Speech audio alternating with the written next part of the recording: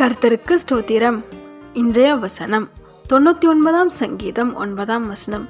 நம்முடைய தேவனாகிய கர்த்தரை உயர்த்தி அவருடைய பரிசுத்த பர்வதத்திற்கு நேராக பணியுங்கள்.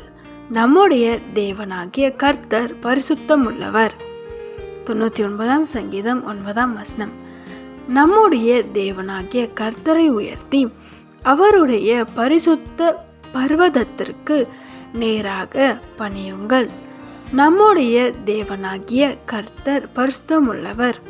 இங்கே பக்தன் ரொம்ப அழகாக கர்த்தரை பற்றி சொல்கிறாரு. ஆமென். கர்த்தரை உயர்த்துங்கன்னு சொல்கிறாரு. கர்த்தரை உயர்த்தி துதியுங்க. உங்கள் வாழ்க்கையில் அவர் எவ்வளோ நன்மைகள் செய்திருக்கிறார். ஆமென். கொஞ்சம் நினைத்து பாருங்கள். உங்களுக்காய் அவர் எவ்வளோ காரியங்களை செய்திருக்கிறார்.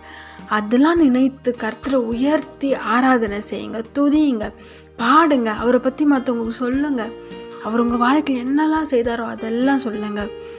அவர் பரிசுத்தனே, அவரோட பர்வதத்திற்கு நேராய் அவரை உயர்த்துங்க. ஆமென். நம்முடைய தேவன் பரிசுத்தம் உள்ள தேவன். விசுவாசிக்கிறீங்களா? உங்கள் வாழ்க்கையில் அவர் செய்த நன்மை நினைத்து துதிங்க. இன்னும் எனக்கு இது கிடைக்கலையே அது கிடைக்கலையேன்னு சொல்லாதீங்க. கர்த்தர் உங்களுக்காய் செய்த நினைத்து துதியுங்க, அவரை உயர்த்துங்க.